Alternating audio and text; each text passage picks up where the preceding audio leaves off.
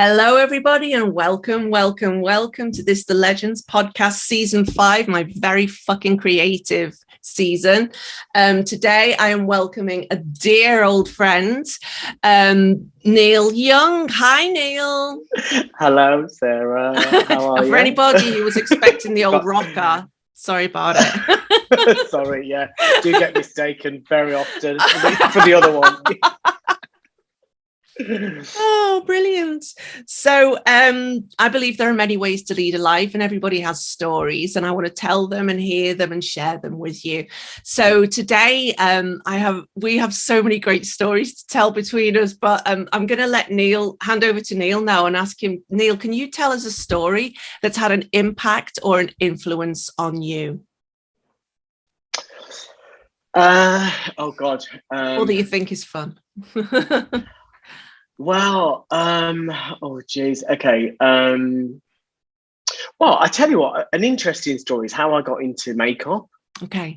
Because I was a hairdresser at the time. Yeah. And I was doing a hair show in London, and it was in the 90s, and in the 90s, models would carry their own makeup with them. Anyway, the makeup artist that was booked for this show that we were doing in London, I think it's like the Hammersmith Apollo, something like that. The makeup artist didn't turn up. So at the final hour, I was like, well, I'll do it. I can do a bit of makeup. And I had no training. I didn't really know what I was doing, but I just did this makeup. And Umberto, who was the salon owner, he absolutely hated it. He was like, what's this makeup? I was like, well, look, it is what it is, you know.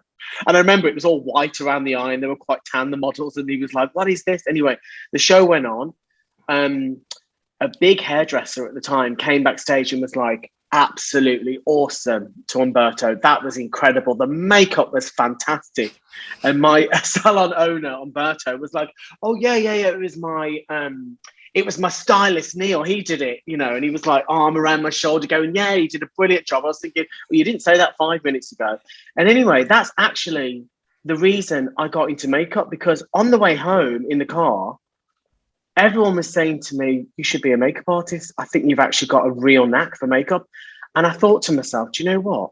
I think I really love makeup and I want to ditch the hair. And I did. And I literally ditched the hair world 2 weeks later, and embarked on a makeup career.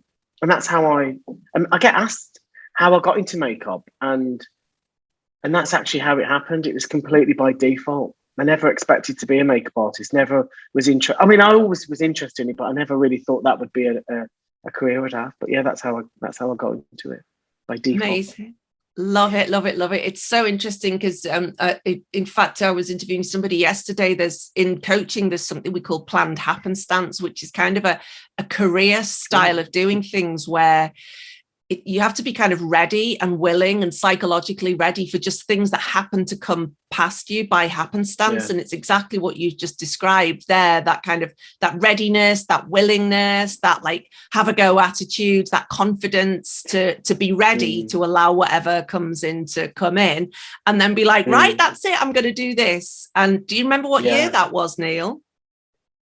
God, I think it was about it was late 90s. It was about 98, I think, something like that. It was around the time that I was working with you.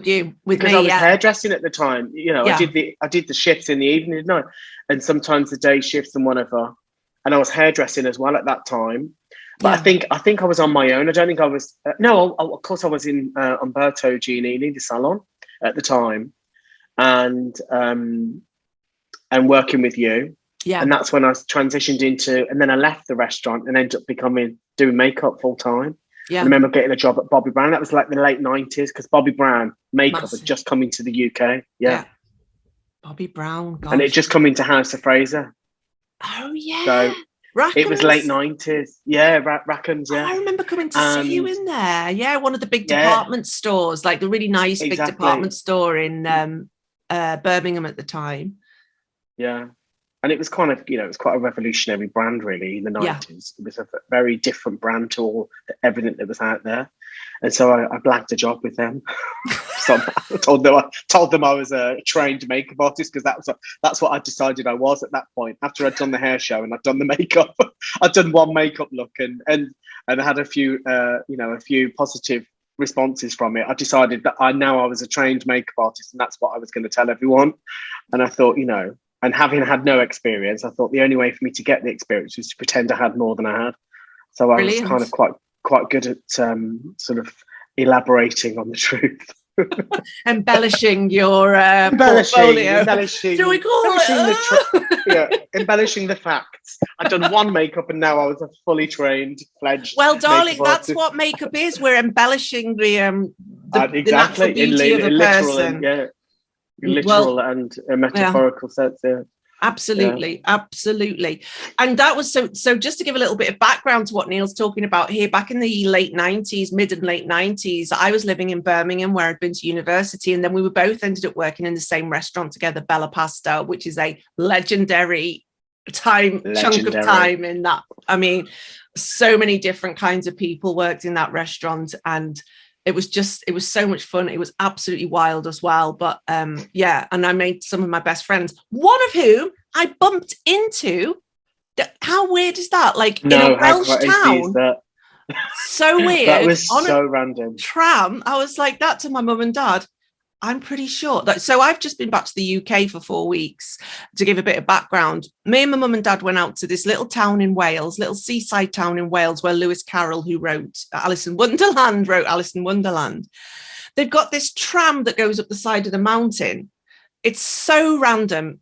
And I was sitting on the tram and I was looking at the other end and I thought, I know that guy over there. And it was somebody we used to work with in the late 90s, there with his husband and his family. So do you know, when you first messaged me, you said something like up a mountain, who would know, something like that. And I thought at first, because I keep getting all these spam, these hacked accounts. And because there was no picture, you were sort of indicating something, but there was no photographic evidence. So it was like alluding to a photograph, the message, but there was no photograph. And I thought, oh God, has Sarah been hacked? So I didn't really respond, because I thought, I don't want to respond and then they can hack me. So, but then you sent another message come through with the photograph attached to it. And then I was like, oh my God, that's incredible, of all the places. Yeah. Unbelievable. We were both just like, what the heck, in this little cafe on top of a mountain in Wales? How random. Unbelievable. So random. Anyway, but it's all the magic, isn't it, Neil? It's the magic that keeps us together, and it's the more magic. Stories, more layers, more stories. Yeah. Amazing. But anyway, so we worked for a year or two in a restaurant called Bella Pasta in the city centre of Birmingham. We have served people like Belinda Carlisle and Jasper Carrot. Do you remember her? She was a funny one. Do you remember her complaining about the pasta? She said she wanted plain pasta, al dente, with a splash of olive oil. So I brought it to her, and then she beckoned me over, and I went over and I said, is everything okay? And she said, no, this is really bland. She said, this is really bland. I said, well, it's just pasta and olive oil. She said, take it away. It's bland. I was like, okay, I'm not quite sure what you want me to do with 2 ingredients, but that's what it is, what it is, kind of thing. She was a funny one. Yeah. Oh God, crazy people. So many stories, so many crazy people, so many crazy stories. Anyway, let's move on. Time for me to give you my complete rock star. You are a total rock star, Neil, a total rock star. And so I want to give you your bio now. So Neil Young, originally from Birmingham in the UK, initially trained as a hairdresser and soon began to work within the world of session work. It was whilst on set, he turned his hand to makeup, where he discovered his newfound passion, and soon after moved to London to embark on his new career. Over the years, Neil has worked with brands such as MAC, Dior, Bobbi Brown, Givenchy, Maybelline, and Chanel. He's worked backstage across the globe on the biggest shows in fashion, including Althusser, Balmain, Giles, Missoni, Pucci, and Tom Ford, and has headed up shows for designers Stella McCartney, Jonathan Simcai, Hash, Noon by Noor, Fyodor Golan, and the charity Oxfam Help End Poverty show. He also assisted Val Garland, Tom Peugeot, and Charlotte Tilbury for several years before becoming first assistant to the world-renowned makeup artist Lucia Pieroni. Neil moved to New York to gain international experience and exposure. His work in both London and New York has given him the opportunity to build a diverse celebrity clientele, including, I'm going to pull a few out of here because there's about 50 names on here. So I'll pull out some of the gems that you might recognize. Bella Hadid, Ethan Hawke, Florence Pugh, Gillian Anderson, Dame Helen Mirren, Helena Christensen, Hilary Swank, Karen Elson, Kelly Osbourne, Kylie Minogue, Laura Stone, Linda Evangelista, House of Evangelista, Marianne Faithfull, oh my heart, Nicola Coughlan, Pixie Geldof, Tilda Swinton, Tilda's over here just now. Oh yes, I can see just hanging out over there. Yeah. Love a bit of Tilda. And Yasmin Le Bon. Woo!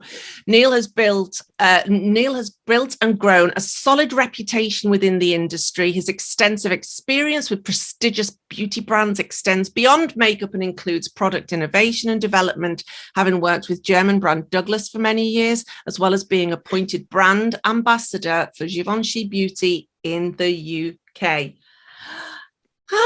Neil Young, I bow at Who is that person? It doesn't even sound like me when you say. Somebody asked me to do the eulogy at their funeral recently. But it's you've got a good tone. Love the tone and the voice. I have to go slowly because there's so many names in there. But thank you. It's just so great. I love the idea of like touching all these worlds. I know you've been over here to Tokyo for Fashion Week in 2009, and a fun fact about Neil is that when I quit my job 10 years ago, Neil had just moved to New York quite recently. He had been offered a stellar package with Charlotte Tilbury, which he had turned down so he could be an independent makeup artist, but he was attached to MAC. And at that time, his kind of prime clients were Helen Mirren and Sharon Osbourne, I believe. Yeah. When she was doing the TV panel show there. America's Got Talent. Yeah. America's Got Talent. Exactly. Yeah. And when I went over, so basically the day after I quit my job, I got on a plane, flew to New York and got a taxi to Neil's beautiful apartment on the Upper West Side. We hung out together a little bit.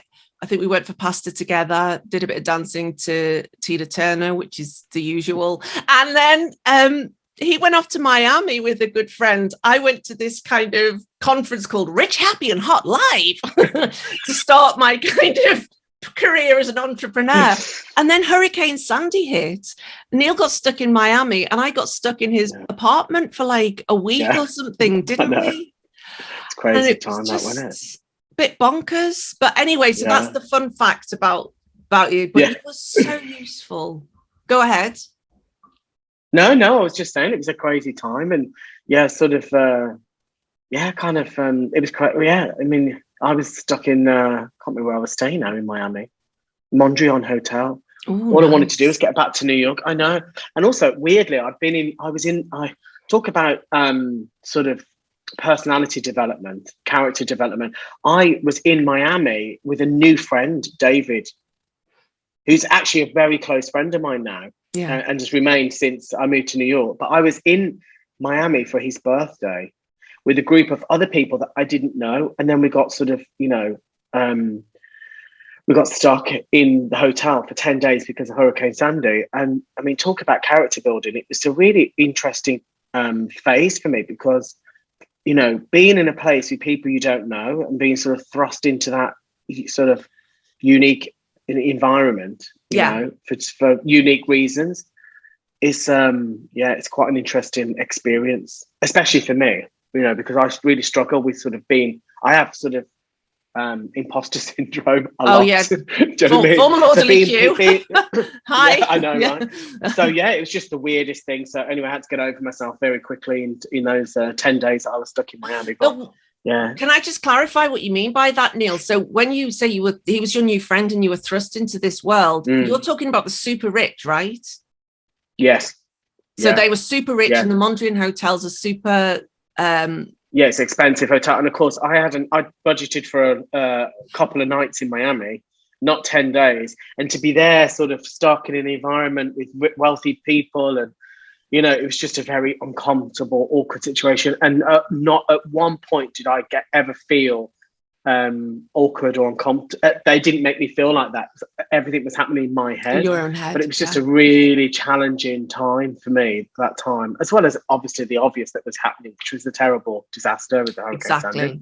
Exactly. So it's like, a turmoil outside as much as there was in internal turmoil. Do you know what I mean? It was a kind of weird time. Yeah, it was interesting. Wow.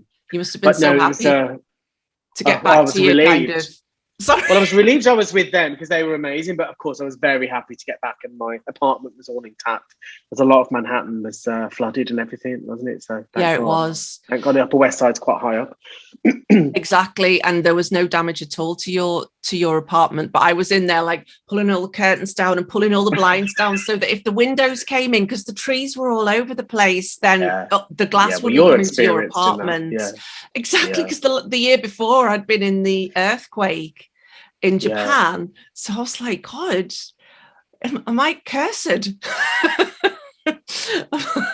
Bringing all the disasters into places. But there were a lot of people who had a really terrible time, and it was just sheer luck that you were up in the upper West Side there. Beautiful apartment, loved it. So Neil, let's get into it. So tell us about your childhood, your upbringing in Birmingham, and your kind of family background. So I'm one of 4 boys. I have a twin brother. Identical, right?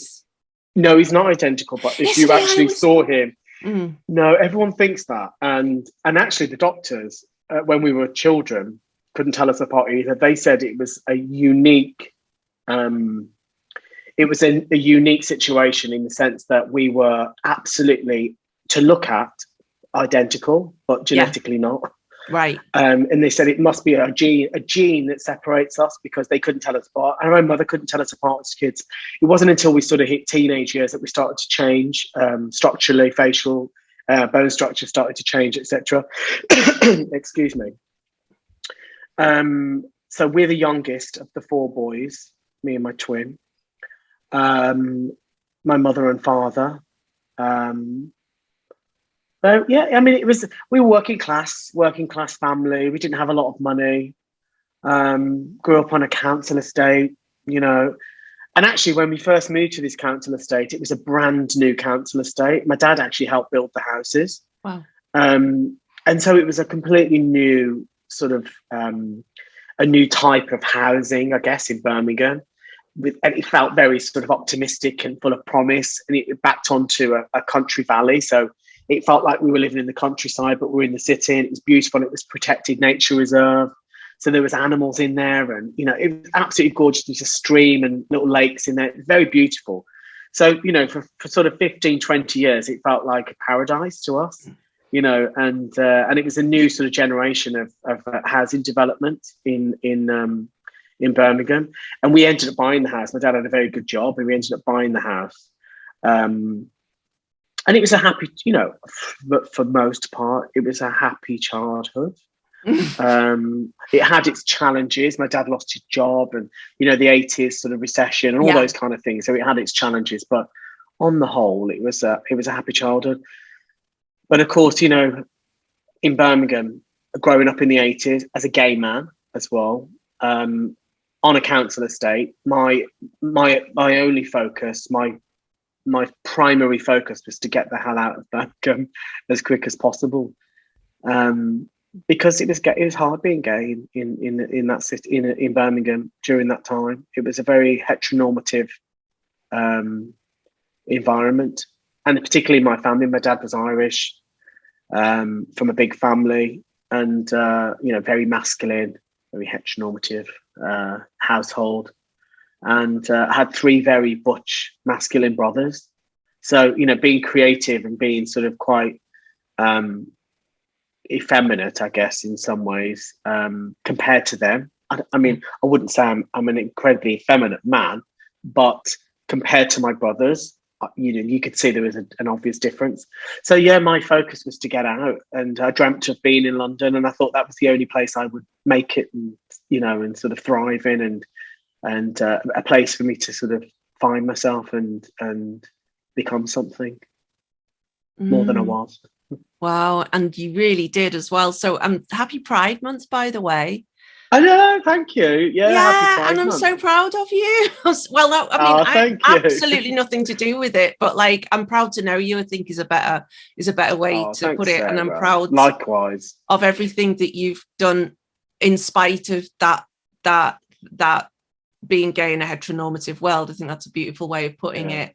Just brilliant. How did you find your way through? So, I mean, for me at that time in the 90s, and, we were talking about this, going out to all the clubs, Subway City and the Nightingale, which we used to call the Gale, and then we used to call it the Gay Hole. And then we used to call the Gay Hole.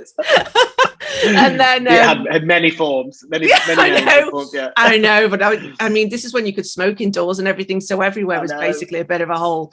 But I mean, how was that? Like, how was that at that time, working for Umberto Giannini, right? Who then, I was surprised, because I used to get my hair done there. And then of course I left for Japan, and then I'd go home and there'd be all these Umberto Giannini products, and I was like, he used to cut my hair. Yeah, they look like vibrators, though, didn't yes, they? They do. Those products look like vibrators. Yes, they do. quite phallic symbols, weren't they, on the nice old one, shelves? Umberto. I was like, I'm like, how did the buyers get past that? Maybe they were women and they were like, this is a good design. Oh, this is a double agent. Yeah, exactly. Secret agent, man. Exactly. And we love that. Never be alone on your holiday. Have beautiful hair and a friend. Now it vibrates to get the stuff out. Yes. Add a battery for extra pleasure. Head massage. Okay. So it's a good job I don't give a shit about my reputation, isn't it? You're fabulous. I love it. Oh dear. So so like, how did you do that? Like, so basically for me, it just felt like a really great and fun time, but obviously you were having a different experience of all that. It was hard. It was hard because you lived as two different people. I had two identities. I had an identity, like when I came to work with you guys at the restaurant, it was such a sort of non-judgmental environment. Yes. There's all walks of life working in the restaurant. And we're a little family, and we stuck together, didn't we? And we sort of supported one another, and we hung out together, and we did all of that. So that was a really nice space to feel safe in. And then, of course, we'd all go out to the clubs as well together. So we had a really great social life. So you'd have that identity. And then, of course, you'd have your other identity, because I didn't come out until I say I didn't come out. Obviously, a lot of people knew, but I didn't come out to my family until I was 23. And so I was, up until then, I was living as two different people, really. I mean, two different people in my mind. It might have been blatantly obvious to some others. They might have just known and never ever mentioned it, that I was gay, or didn't care. It didn't occur to them that it was something to be said or spoken about. But of course, growing up in Birmingham, in the area that I lived, it gradually, as people moved out through the late 80s, 90s, mid 90s, it became a little bit more rough, to say, for want of a better word. Yeah. And I'd get abused on the streets and beaten up, and it was a rough place. It was a dangerous place to be. And also Birmingham became quite hostile as well, and it became quite a difficult place to live in. And so for me, I wanted to get out. I wanted to get out to London as quick as possible, and I thought that was a safer haven for me to be. A more open-minded place. Yeah, the bigger the city, the more you can find people don't care quite so much, do they? You're just another person on the street, I think. I think so. And also I just think, I don't want to sort of generalize, but I think in bigger cities and in the capital, you've got all walks of life. You've got people, it's a very transient city anyway, and you've got people from Europe, everyone is just a little bit more normalized to indifference, do you know what I mean? And it doesn't matter. And also I think you get absorbed into the city more when you're in a big city with a big population. you don't get noticed as much. Correct. Whereas if, you know, in a city like Birmingham at that time, you know, if you wore a blue jacket and everyone was wearing black jackets, you'd be singled out. Yeah, poof, you know, yeah, faggot, just because you look different. It was that stupid, very small-minded, and I think you could just explore yourself and yeah, feel a little bit safer about who you were in London, and that's why I wanted to get away as quick. I moved to London in the late 90s. I did it for 6 months. Thought I'd come down. I was absolutely, completely naive. I had no idea what I was doing. Tried to move to London, got into loads of debt and ended up having to go back to Birmingham with my tail between my legs and sort my debt out. Moved back in with my mum. And yeah, and then I did it again about a year later for 6 months again. And that didn't work. And then I ended up coming down in 2004. That was the third attempt, and I've never gone back since. So what's that? 18 years ago. Yeah. My sons are right. Yeah, 18 years ago. So that's how, apart from New York, the 2.5 years in New York, that's how long I've been out of Birmingham now. Yeah, yeah. So yeah. And I moved into your old room. Do you remember that? I do. Oh, I'm so sorry. It was such a state. I'd let it get to rack and ruin. It was disgusting. And then you moved into my old room. That's right, because I was living. Yeah. We were living with our mutual friend, a lovely friend, Max. Yeah. I hope you're listening to this. Hi, darling. Yeah. And yes, Max, we love you. Oh, we just had. Oh my God, we had such a laugh in that flat. But then you moved into my old room when I moved out in 2001. And then you moved into, I can remember visiting you in a gorgeous flat not in the Chinese Quarter, but near where all the Chinese nursing homes were. Do you remember there was loads of Chinese nursing homes around there? In Digbeth, right? As it was coming up. Now that's an amazing area. And then you moved to London after that, I seem to remember. But I remember you in the restaurant, you were just so gorgeous and so well turned out. I mean, even then you just had this. That hair then. Yeah, you had hair. You had like a little kind of blonde hair. I had blonde hair, like a little bit of David Beckham kind of curtainy kind of look, but better than that. Oh, the good old days. And even then you would play with makeup there as well. You always had like a good tan. We used to have, do you remember the little joke? The future's bright and Neil is orange. Yes, I know. Well, I loved a bit of self-tan then, didn't I? Yeah, and a little bit of an eyebrow and a bit of mascara. I know. Oh no, I never wore mascara ever. Didn't you? Never wore mascara. No, never. Yeah. I've never worn mascara. Yeah. And I don't do anything to my eyebrows either. I brush them off, but I don't do anything to them. But I did used to wear a little, because I had bad skin then as well. I didn't have particularly great skin. Yeah. Well, that's why I wore makeup, really. I mean, I thought it looked, I thought then it looked quite natural, but it clearly didn't. Because if I'm getting the strap line, the future's bright. Neil is orange. You were the one who told me that. You were the one who told me that. Well, I did like the tan then. And I thought, also, I was obsessed with, and I had a hairline. So, I could actually stop somewhere. Now when you're bald, you can't really, with the tan, it's a lot easier to tan yourself when you've got the hair. But there were good days, right, May Sarah? The restaurant. There were, but like it's also interesting to note that the kind of the difficulty that's going on in the background, right? Of all these kinds of things. And I'm sure everybody's got a story about that. I mean, it was good days, but it wasn't very healthy either. I mean, we were all playing pretty hard, weren't we? Yeah, and, it was excessive. Yeah. But I'm glad that I did that in the 90s. I'm glad I've got a million stories to tell. I'm glad. Yeah, me too. It was wild. It was wild. So then you moved to London. So who did you move? So during that time, so I remember when I came to see you in that flat, you'd made these beautiful art pieces. You've always been so creative, Neil. And that's why I wanted to have you on here. These beautiful big brown art pieces, which had like, I don't know what you'd done with them, but you'd made the fabric all crease in a certain way that made these gorgeous art pieces. And just I can't believe you remember those. Oh, I remember. Honestly, I can't remember a single sentence in Japanese without thinking about it, but I can remember the details of the things you had in your flat for the one time that I went to it in Digbeth in Birmingham in 2003 or something. It's God, yeah. So, but and also just such a great. And when I came to your apartment, which is more like a flat, it was in an old brownstone, wasn't it?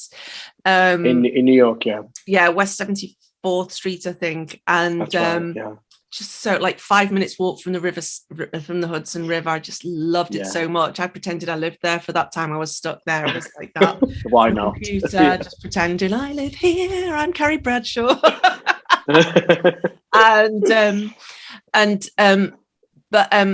But also just had this incredible eye for decoration as well, like that I just don't have. I don't have that degree of eye. Like everything was exquisite. Everything was so beautifully done. And so where do you think this creative wellspring came from, and for the hair and the makeup as well? Do you know what? I don't know. My mum always says to me, I have no idea where you get this creativity from. She said, I mean, my dad used to draw matchstick men and, you know, and animals. He's like, can't draw. My mum can't draw. My grandfather was a painter, so maybe it skipped a generation. Yeah. But she said to me, she says all the time, I honestly don't know where you get it from. Anything that you do creatively, you just like, if you start it, you know, I don't know whether, for me, it's like anything that I do, if I sew, if I paint, if I do makeup, I just think, well, I guess a lot of it comes down to probably the psychological motivations that are driving me. Is that if I'm going to do something, the only way I can be okay is if I'm perfect at it. So the only way for me to feel okay is to be perfect. So if I'm going to start something, I can't just be okay at it. I have to be the best at it. And so that sort of motivation, that drive, in one way, I think you can look at it and think, well, you know, that's really inspirational. Wow, brilliant. But also it can be quite destructive as well, because I kill myself to be the best. And as wonderful as that can be, because obviously I've got a great makeup career out of it. Sometimes it comes at a cost to me, you know, to me, my mental health, if you like, you know, because I'm my own worst enemy at the same time. But I think most creatives are, aren't they? Yeah, I think so. I think we're our devil, we're our angel and our demons at the same time, you know. And what drives us is also the very thing that sort of breaks us as well. Love that. That's such a great observation, Neil. And I just wonder if have you got a story about when it's broken you, but also a story about when it serves you to be so thorough and so detail oriented? I mean, I put myself under a lot of pressure just with everything. You know, I beat myself up all the time. And in many ways, you know, I think there is a humility within the work that I do. And I'm still humble with what I do. I don't ever think it's good enough. And as sad as that might sound, after 25, you know, 20 odd years, 25 years of doing makeup, I started makeup in the mid to late 80s, 90s, sorry. Something's wrong here. You know, so what was it, 98 when I started doing makeup? And I mean, I had played around with makeup. So it's good. It's been a good 25 years since I've been doing makeup. But I never feel satisfied. I'm never happy with what I've done.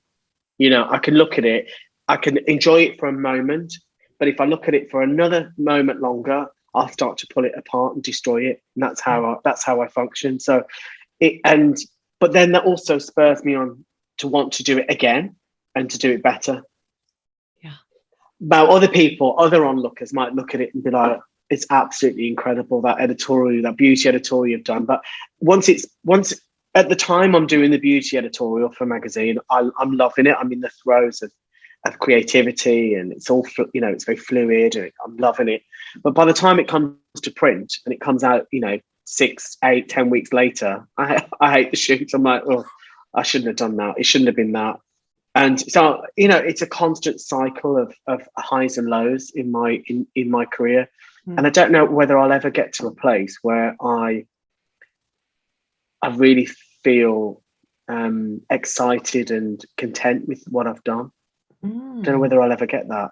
And I don't know whether that is a sort of, you know, the curse of a creative mind. I don't know whether we always sort of put it down, but that's what spurs us on. I don't know. Well, Neil, I mean, it's so interesting you should say this, because obviously as a coach, I have to kind of shepherd and steward people through these kinds of things. But I'm going to say Picasso, but it might not be Picasso. It's like that painters don't finish, they abandon.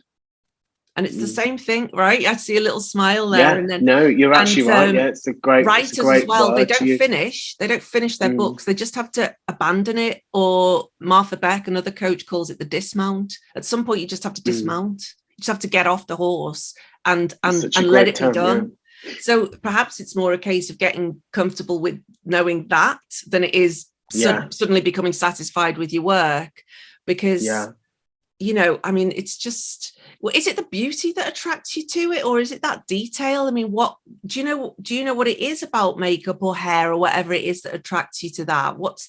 Do you know? I love I guess if I could talk, if I use it on makeup, I just love how, well, I've always been interested in color and I love texture. I love the way light sort of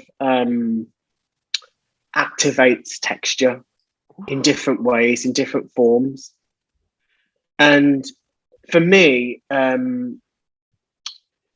because texture is a reflective surface, depending on what it is, so from metallics all the way through to just like an oil sheen or whatever, I just love the way sort of light dances around it. It's mesmerizing to me. Yeah. And then if you team that with a 3-dimensional canvas, because obviously at school I painted and I was really good at art at school, but I was working in a 2-dimensional format. So on canvases, on paper, drawing, whatever, painting. But when I became a makeup artist, to wrap all of those, to wrap light and shade around a 3-dimensional surface, to me, was so intriguing and so mesmerizing. And I think that what a lot of makeup artists do today is that they make the face 2-dimensional. So they blank it out completely, make it completely flat. You lose every feature on the face, and then they reconstruct it in makeup, but there's no face left underneath. It's basically all what the they want contouring and stuff. All the contouring. So they put it all back with makeup, but there's no sort of respect for the face underneath it. Now, I'm from a generation where, you know, I didn't even have a mobile phone when I started doing makeup. If I wanted to, you know, I bought Vogue magazines. I spent my lunch money at school on Vogue, and I'm obsessed because at school I wanted to be a fashion designer. So I'd buy Vogue magazines, and every Friday of each week I'd buy Italian, French, British or American Vogue every Friday. That was my thing. So I'd save all my lunch money in the week and starve. And I'd just about afford a magazine and a snack on a Friday. And you know, so I was obsessed with magazines and looking at imagery. And for me, I had to go to libraries and flick through magazines and books to learn about beauty and stuff like that. But I think today we're living in a culture where there's no sort of synergy between the subject and the creative matter, the materials that we're using, you know. And I feel like that's such a shame, because my signature with makeup is to make somebody look, but ultimately feel as beautiful as they can be. And that's different for everybody. And it's how it transforms somebody internally as much as externally. That's the power of makeup for me. And that doesn't involve 500 products and completely blanking somebody out and then reconstructing their face in however I see it, because then there's no respect for the face under that. For me, it's about using 2 products for one face, or maybe it's 10 for another. It's about having a bag of ingredients and using what's necessary and what's required for each face. And I think for me, it's about really drawing out the beauty in the person that I'm making up. And I think textures and color does that in a way that on a face, for me, that is just mesmerizing. And I get lost in I'm terrible really, because this is why I was never good in a retail environment, because they want you to talk, you know, like hairdressers are really good. Oh, you're going on holiday, and oh, what have you done the week? You know, while they're cutting hair. Well, I was a terrible hairdresser because I was so mesmerized by the cutting and the creation that I couldn't communicate, because I needed to be in my world, in my head, whilst doing what I was doing. And it's the same with makeup. Like, you try talking to me while I'm doing makeup, and it's like you get met with just zero There's just nothing coming from me because I need to sort of immerse myself in the creative process. Yeah. I need to be in that world. And it's like I go off into a world, and it's a world that's often a million miles away from the one I'm in my head. Does that make sense? Oh, I love it. Yeah. And I mean, so I love the way the light activates texture. And I'm also a magazine whore. I have 10 years worth of Vogue out there. Because when I first got here, that was what I did. I collected it. I'd go to HMV and like, is it here? Oh, it's not here yet. And then I'd go in the next week. Is it here? It's here. And just loved it. Well, I'll tell you a story. My shit of a brother, Paul. So from school. So from 1986. So when I was in first year seniors. So I'm going to cry. I don't know what. Go on. So from 1986 to the late 90s, I collected American, British, French, and Italian Vogue, right? I had all of them for all those years. When I moved to London for the first time, they were all boxed up. He skipped them, took them to the skip, thinking it was rubbish. Every single magazine. I know. I'm traumatized. Over 10 years. Over 10 years of all of them. So you can imagine how amazing those Vogues were. It was all Linda in and, Linda Evangelista. It was like Christy, Tatiana, all my favorite supermodels. And all the campaigns, all the supplements, all the fashion. Because back then, without Instagram and all the other apps that we have now, social media platforms, you used to get the in September, in the September issue and in the March issue, April, sorry, you'd get the show, all of the pictures of the shows from all over the world, from the different collections. So you get the fashion supplement that went with it, had all of them. It was just such an incredible. And for me, I love paper and I love magazines. I can flick through magazines for days.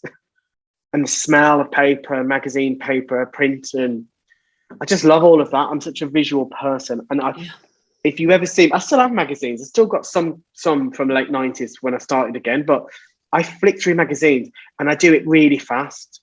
I don't sometimes I don't meticulously go through it. I flick through fast and I literally just dump my mind with imagery, dump. So I don't hook onto any one singular thing, but I fill my mind with just fast imagery so that I let something just emerge. Let's just come up from that process. Oh my God, I've got goosebumps all over my body. So when I'm doing beauty shoots and stuff like that, rather than sort of plagiarizing somebody else's work, do you know what I mean? I'll use that technique just to flick, and it could be an interior book, it could be any book, any visual book that's got color and texture in it. I just fill my mind with stuff so I can, create something that's a little bit more authentic and a bit more real. Because often. And I was going to say, often you sort of think you think it's your own idea, but actually it's just a stored memory of something. And I think in makeup, especially, everyone thinks they're reinventing the wheel with makeup, but actually what you're doing is you've seen that, in a Vogue, on a Vogue cover in 2001, and you think you're creating something fresh and modern and completely brand new, but actually you've seen it somewhere else before. You're just copying it. Yeah. So. I try not to do that, but of course you can't help it. Sometimes you don't know what's your own memory and what's, Every artist steals. That's another quote from somebody somewhere. It's like there's nothing completely unique, but there is that original thing that everybody brings to it themselves, unless I won't mention the name, but one of the kind of big young makeup people of the du jour, she said, I invented wigs. She's 17 or something. And it's I don't think you'll find that you did, actually. I invented wigs. That's quite a statement, isn't it? I know, what? No, that's absolutely not true anyway. I don't want to bring those names into this conversation. But what I do want to do is this. So I absolutely love your stories about the kind of entertainment world and stuff like that. And I love any of my friends who are involved in in that world. I love hearing their stories. So I was like, oh, have you ever met Madonna? And you were like, yeah. And I was like, oh, were you starstruck? And you said, not really. Actually, I was most starstruck by Linda Evangelista, because she had been such a icon and stuff like that. So what is it about? I mean, so many, especially drag queens, love Linda Evangelista. Can you tell us why? What's the big appeal? I mean, I love her too, but I think because she remember, models tend to be quite sort of, I don't want to say generic, but they have a sort of models have model-esque features. Yeah, I know what you mean. So if you drew a cross on the face, it'd be quite similar. They're very similar characteristically. You know, Linda's very different in that sense. She has very wide set eyes, and actually there's never been another, and they say this is a famous, everyone says it, famous saying, quote, that, but there'll never be another Linda Evangelista, because there's no one like her. Yeah. But what I mean by generic with models is that often a lot of models sort of look very similar to one another. And also that's to do with geography. So the Russian girls look very similar to each other. You know, Eastern European models look very similar, but that's just genetics and geography, right? But Linda's just a very unique, has a very unique face, a bit like Kate Moss. You know, not many Kate Mosses out there. But I think with Linda, she was a chameleon. So back in the day, she went from blonde short hair to long dark hair to a bob to blonde bobs to red hair. She just kept constantly changing her look. And that was kind of quite unheard of in that period. You know, for a model to change that much, it was a little bit more sort of in line with what actresses did. They often changed their character, you know. So she became very synonymous within the industry and around the world as being a chameleon, and rightfully so, because she just constantly changed her. I mean, if you think about her in the George Michael Freedom video, which to me is just exquisite, with her blonde, short, wedged blonde hair, and she just looks absolutely extraordinary. And then, you know, on the cover of a Vogue, I think she was shot by Patrick de Marchelier with red hair. Fire engine red hair, and you know, and she just changed, and she just is extraordinary. And for me, I grew up, you know, I had a shrine. My best friend Lucy Evans, who was a model, she lived around the corner from me, and we had our Linda Evangelista shrine at her house, because obviously in the 80s, if I had Linda Evangelista shrine in my bedroom, my brothers would be like, what the fuck is that? You know what I mean? Like, yeah, no. Hello. You know? What is this about? That either be like, well, either he fancies her or he's trying to be her. I don't know which one it is. Probably the latter. And so we had the shrine at her house, and every single surface in her bedroom, ceiling, wall, bedroom, every bit of furniture was covered in pictures, tear sheets and pictures that we cut out of magazines of Linda. So to do her makeup was a real honour. It was a real honour. And then several weeks later, I was in Milan doing some shows, and she was having pictures taken. She was opening the show, and she was very courteously and kindly having pictures taken with hundreds of people. That Linda, can I have a picture? And I said to my friend, oh God, I really want a picture. And he was like, oh, and he knew Linda, and he was like, ask her. And I was like, no, God, I'd be mortified. And he was like, Linda, will you have a picture with Neil? And she turned around and she went, oh my God, Neil, so great to see you. Because I'd seen her a couple of weeks before. And she was like, so great to see you. And she come and give me a hug, and we've got a picture together with our heads together, and I'll absolutely cherish it forever. Oh my God. Ever and a day. I'll never. Such a I know. great... And everyone was looking at me like, oh my God, she knows him. Like, it was a real moment. I thought I could have died and gone to heaven there and then. Yeah, me and Linda. Do you know what I mean? Way back. I think as well, though, Neil, I mean, just there's something that's so special about you, not just the craft and the creativity, but like your personality as well just shines through.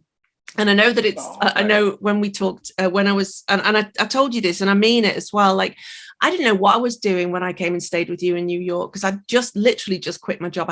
I'm like, talk about imposter syndrome and feeling like, what the fuck am I doing? That's exactly the space I was in.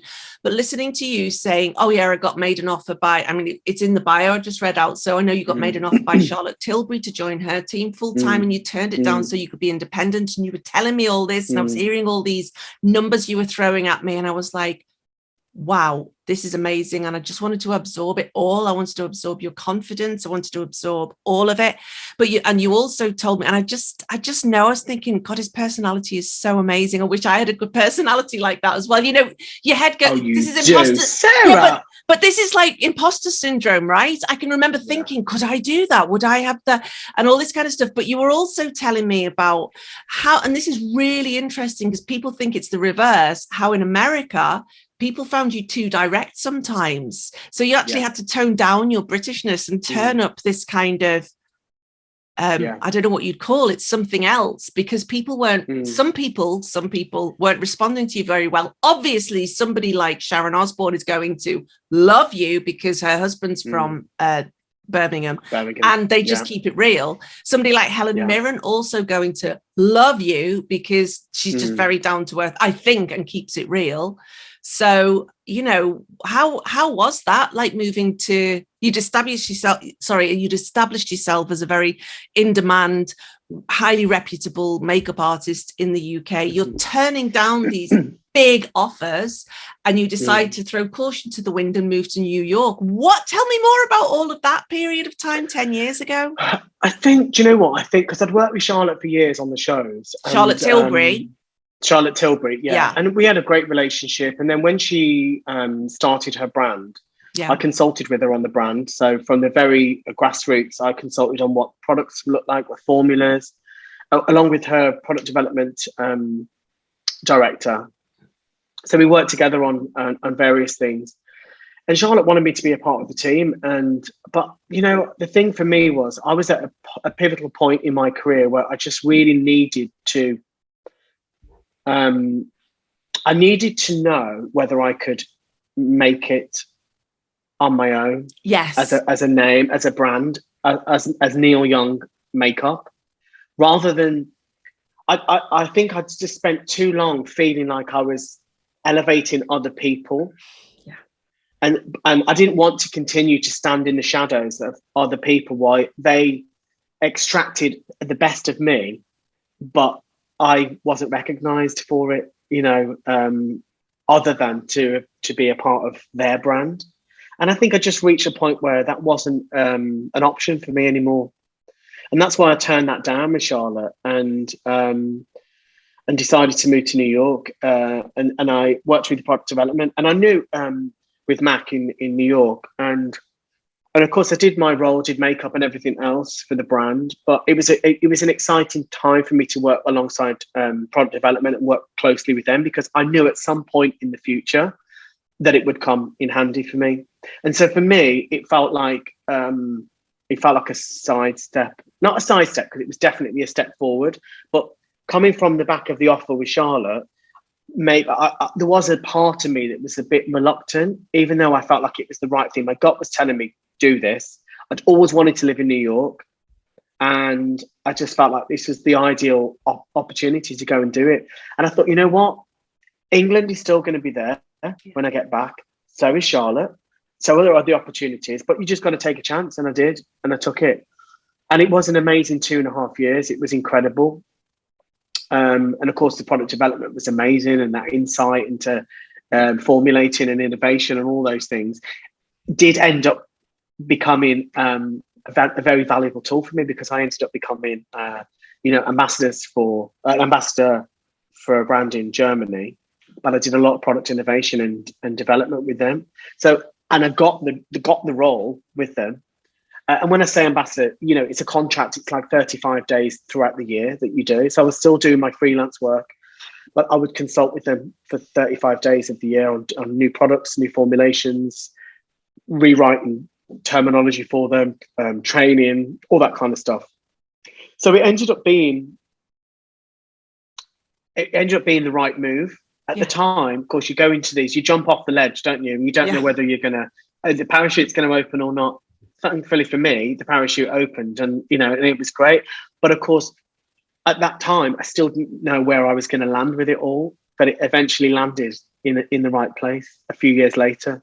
So sometimes you just got to take a leap of faith in life, and you just don't know where you're going to land with stuff, with decisions, and you don't necessarily see the return immediately on decisions that you make. But you got to have the faith that at some point in the future, it will have worked out for the best. Oh yeah, and you're yeah. You do, don't you? Because subconsciously, Yeah. you don't know, but you are engineering a lot of your own destiny. Subconsciously, it's just a process that you may not be aware of it, but the decisions that you're making are steering you. It's not.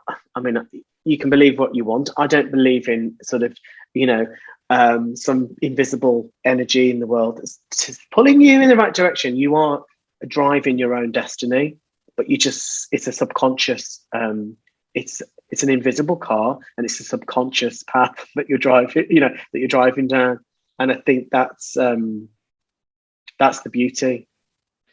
Yeah, I love it. And there's so much in what you've just said there, and I'm so grateful to you. At that time, you were a few years on from me in terms of being your own boss kind of thing, and making your own luck and so on. And I can remember you talking to me and saying, yeah, and I named my price with Mark because I wanted them to match and get, and give me more than the shot off which, and all this kind of thing. I was like, I was just like wide-eyed, like, oh my God. And, from a coaching perspective, that's having mentors or guides show up for you. So yeah, you're in this invisible car, and then people show up and they start giving you information. Now, to anybody else, it might just look like two mates catching up over bolognese in, the Upper West Side of New York. But to me, it was like one of those things where I was like, yeah, I'm in exactly the right place with exactly the right person at exactly the right time. This is so good. So, thank you for being a mentor and a guide to me as well at that time. Oh. So what was a highlight of your time in New York? Can you think of a highlight? I know you were also flying out to Los Angeles a lot that time as well, but what was a highlight or a challenge that you overcame? Do you know, I mean, I hate it, weirdly, even though I'd always wanted to live in New York, for the first year, I absolutely hated it. I thought I'd made a big mistake. Okay. I really struggled. And I think, New York is a year in New York, doing all of the seasons is intense. Winters are brutal. Summers are horrendous. Fall and spring are a joy. And I think once you've navigated the 4 seasons in New York and you've got through them, you can sort of relax and take an exhale. And I remember coming in from LA, and I was flying because when you fly from LA, you fly into LaGuardia Airport, which is the top of Manhattan, and you fly from the Trade Center, all the way up over Manhattan. And it was a really clear night, and it was sort of late summer. And so I'd done just over a year. No, sorry, it wasn't. It was early summer because I'd done just over a year. And because I moved in May.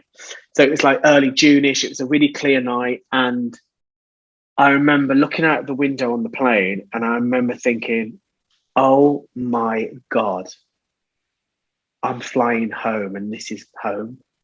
And it was like suddenly this realization. It took me a year to sort of acknowledge it. And that's when I absolutely fell in love with New York after that first initial year. And also a friend of mine had been diagnosed with cancer in that first year. So I was grappling with that fear of losing him. He was one of my best friends. And so it was a tough year, that first year. And then he was doing good, thank God. And I'd had treatment and was doing great. So I think I'd sort of let go of some things, and then was able to sort of focus on what I had, what was there. And in that moment, when I looked down on Manhattan, it was all lit up beautifully, and it was it was the cars and the cabs and the red lights, and it was just amazing. And I remember thinking, wow, I literally live on a movie set. I live on a movie set, and I'm going home. I love that. I get that too. I mean, here I live in the hills now, but I still look around and I'm like, I think this is lovely. Like I can see the hills out of my window now. But I used to get the same thing. So remember when you came to Tokyo, we went to that restaurant up a hill, like I took this place called Legato, but that was in like this what we call Scramble Square, that big famous crossroads. So sometimes I would like cycle down there on my bike, and I call it a National Geographic moment. So, when you're like, I live inside National Geographic. I still get that now when I'm in Shibuya with all the TV screens and all the people and stuff running across. I'm like, no, I wouldn't cycle there now, but then I would be like, I just cycled here just to pop to the shop, or like I live here. It's so cool, isn't it? And London as well. I love London, like walking around London. I'm like, Yeah. oh, love it. Love it. London's great. I mean, of course, I live. I mean, my two equal loves, London and New York. So, you know, yeah. And I've lived in both of them. So bring us up to date then, Neil. So, you know, obviously you came back to London. You established yourself there as a very, you know, in demand and high profile makeup artist. You're in the top 100, by the way, or maybe it's the top 50 makeup artists in the world. Yeah, because I googled you, right? So and then COVID hit, and then you decided to take an interesting turn, but just fill us in a little bit on that, and then we could talk about what the future holds for you. Yeah, so obviously COVID hit, and you know, as a makeup artist, you know, high contact industry. Oh yeah, because you like that, aren't you? Yeah, we were screwed, and then I was equally screwed a little bit more because, you know, being a man who doesn't do their own makeup, I was stuck. I was so you're not going to be doing online tutorials and stuff. Exactly. Right. So what happened was all the female artists or guys that did their own makeups just carried on doing their own makeup. Or if you wasn't somebody that did your own makeup, they started doing their own makeup and added this completely new dimension to their career. Started like your James Charles kind of thing, Patrick Star exactly kind doing of self-application, YouTube, Instagram, Insta stories, all those kind of things. Yeah. And they worked non-stop because brands were just throwing money at these people because that was their advertising. So I missed out on all of that. And you know, at 47, nearly 48 years of age, I'm not going to start doing my own makeup at this point in my career either. It's not really my thing.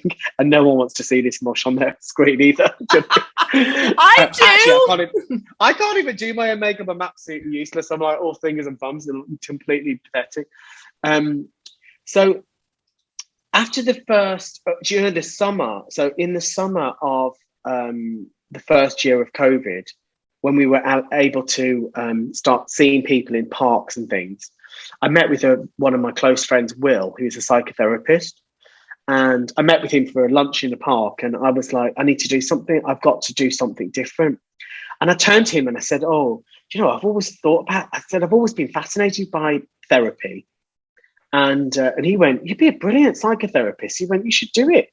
And I was like, do you think I would? I said, I've always been fascinated. Maybe I should look into it. And he said, I tell you what, he said, this was like on the Wednesday. He said, on Friday and Saturday, there's a transactional analysis 101 course happening online. He went, do you want me to see if I can get you on the course? It's like 180 quid or something like that. And so I was like, okay, so he makes a phone call to the course leader. She's like, well, it's full, but you know, he's a friend of yours. We'll get him on it. Within 48 hours, I'm on the 101 course on the Friday. Wow. So I'm doing this transaction analysis course. And honestly, it was, and I've always been fascinated. I always read books about the brain, the mind, sort of self-awareness, kind of, you know, I'm interested in it. I've always been interested in it, having done therapy my own 12 years ago. So I understand the power of great therapy. And so I did the 101 course, was so surprised how much I loved it. And I decided to take the course. So 2 months later, I'm on transactional analysis foundation year. And so I did psychotherapy for a year. And it was honestly the most eye-opening, mind-opening year of my life. It was fascinating. And I do want to continue doing it. It's been a challenge for me to, I had to stop the second year. I had to take a year out because the second year required so much time. Yeah. And having gone through COVID, the 2 years of pandemic without touching a face, not a single job, not one job, I drained my entire life savings and I'm having to start again. So I'm just not financially in a position to be able to commit to the course. I've got to rebuild the clients again and not re-establish, because a lot of my clients are in Europe, Sarah. And so, of course, I lost a lot of those clients. I'm having to re-establish new clients in the UK and do less traveling. So I'm trying to engineer a little bit more of a bit more structure to my time in the UK so that I can pick the course up again. I was hoping to start it again in October this year, but I don't think it's going to happen this year again. But I've done the foundation. I've done the qualifying hours. I've done everything, so I can pick it up. I can pick the preceding 3 years up again at a later date. But it's fascinating. I loved it. Absolutely. Just got such business savvy, Neil. I mean, you've just used that word engineer again, and you've got such vision. I mean, you were talking to me saying how much you love the psychotherapy and you'd love to pick it back up again in the future, but that what you needed as soon as the lockdowns were lifted was you needed faces to work on so you could start earning money again.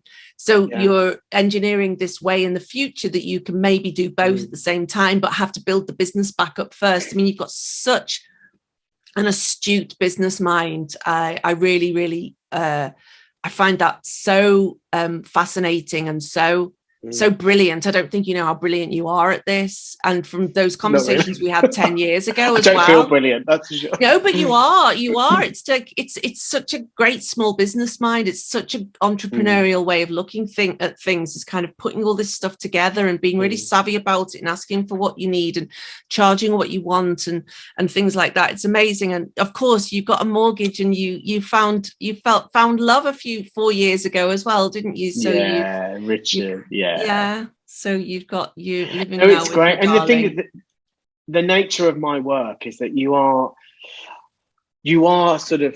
I have an agent, of course, but you're on hold. Your time is being held by clients constantly, and you'll get confirmed for the job.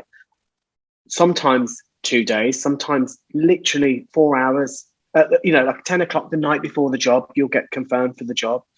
Now, at my age, that's not a way to live. And certainly if I'm trying to do a course that requires me to take clients for psychotherapy, I need some consistency in my life. And so as much as the makeup career has been wonderful and exciting and the opportunities it's presented has been amazing for the last 25 years, I am in a constant state of anxiety, waiting to know whether I'm working, whether I've got the job, whether I'm going to go to this, this job, that job. It's just, you never really know where you are. And I think what I really require in life is some more stability, which is why I'm sort of diversifying a little bit. Love it. And that's really important to me. Yeah.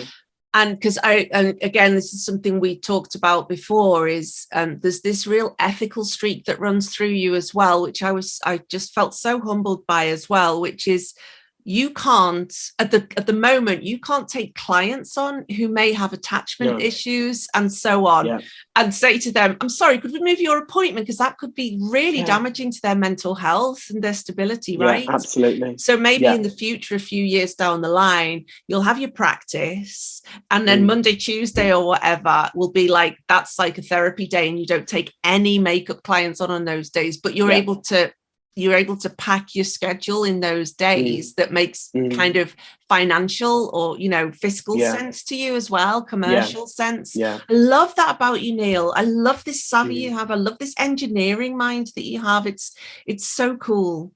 So speaking of where you get your clients, so before we wrap up, I'd just love to just touch on the fact that you've been selected as Nicola Coughlan's soul makeup artist now, haven't you? Now, for those of you who are thinking, who's Nicola Coughlan? She's in Derry Girls, the funniest one in Derry Girls, and she's also one of the lead characters in Bridgerton. In fact, the lead character in Bridgerton. Lady Whistledown.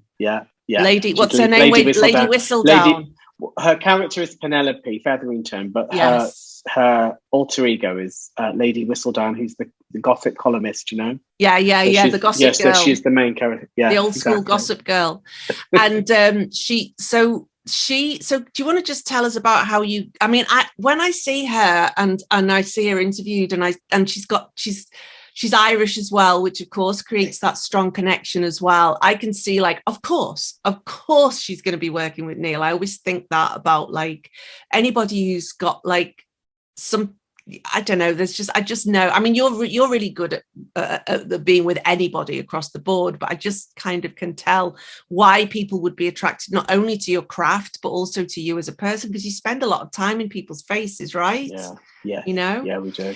Yeah. But do you want to just tell us about your relationship there and what that's meant to you? She's amazing. I mean, I worked with her for the first time at the very start of COVID, actually.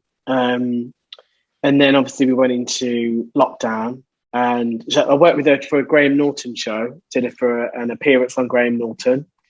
And then we went into lockdown, and as soon as the first lockdown lifted, I ended up working with her on a couple of editorial shoots, photo shoots for magazines. And then we haven't really stopped working together since. And she's just amazing. For me, she's a really, obviously she's a fantastic actress, but she's just an absolute diamond to work with. She loves makeup. She loves exploring. She loves playing, being experimental. So she just lets me have free reign. She's, and I think she enjoys it as much as I love creating it. So it's a perfect synergy. Yeah. And I think all makeup artists want a client like that. And to get to work with an actress that loves to dress up and play with makeup as much as she does, it's a really unique experience and a real joy for me as a makeup artist and as a person, because she's just open to everything, and she's just a scream. She's fun, and yeah, she's cool. She's really cool. Of course, she's got all the Irish charm in the world, hasn't she? Yeah. And she's just got a contract with Pat McGrath as well, hasn't she? Pat McGrath, yeah, she's Pat McGrath did her collaboration with Bridgerton, and Nicola was one of the faces, and of course I supported Pat McGrath and Nicola through that contract, which was great. So I worked with Pat for 3 months and Nicola. See, that's my starstruck moment right there. Like, so, I see Val Garland commenting on your, oh, lovely darling, and all this kind of stuff on your Instagram at Neil Young Beauty. And that's kind of like, what's her thing? Ding dong, right? Ding dong, darling, yeah. But like for me, Pat McGrath is like, she's the mother. She's the mothership. Yeah. Does she even exist? She's like an ethereal fairy or something. So when you're talking about her, I'm like, no, yeah, she's cool. Yeah, she's. I mean, of course, Pat's like the mother of all makeup artists. She is. There's no other Pat McGrath. Beyond. So, yeah, no, it's really cool. It's great to work with them. Yeah. Beyond. And yeah, of course, I keep my eye on her all the time because of your association with her, and she was just like the darling of the Golden Globes and stuff recently, wasn't she? So Neil, we're going to wrap up now. It's been an absolute delight talking to you. I've got about 1 million other questions. I'm like, we didn't talk about that. We didn't talk about your tattoos. We didn't talk about your therapy 12 years ago. We didn't talk about this, that, and the other. But I don't care because it's just been such a joy talking to you. I love your energy. I love the way you engineer your life, but also have this kind of, this way with you that pulls people towards you. I love your craft and your skill and your creativity and your honesty and your authenticity. I will love you forever. Thanks, and I just appreciate. I've loved doing this. Thank you for having me. Oh, so my closing question is: there are many ways to lead a life. What does that mean to you? I would have to say authentically and truthfully. It's as simple as that, because for me as a gay man, it has to be authentically and truthfully. Oh, I love it. Authentically and truthfully, and as a gay man. And that's why pride is so important, because there's just all those extra things that. What's the saying? I can't think of it now. Don't try and be somebody. What's the saying? There's a really brilliant saying. Is it the world of heterosexuals is a sick and boring place, or is that divine? Yeah, that's the one. Yeah, took the words right out of my mouth. Be yourself because everyone else is taken, maybe, or something like that. But I do have a quote that I do actually live by, and it's this one. And it's, if you always do what you always did, you'll always get what you always got. Love it. So think about that for a while, because I live by it when I'm trying to make a decision. And I think, just if you keep doing this, you know, you're going to always get what you've always got, you know. Exactly. So and that would how even about go you do to something like, different? I know Do you're off something to the different. gym. You're off to the gym I now, know, aren't right? you? So if you keep doing that, Yeah, exactly. If you keep you're going to doing get it over muscles. and over. If you keep doing that, you're not going to be as effective as you might be. I know, exactly. Yeah. The door's ringing. I better go and get the parcel. All right then, babe. See My you. door's ringing. Thanks, lovely. I love you, Sarah. Thanks Thank you. so Love much, you too. babe. Bye. Thank you very much. Bye. Bye.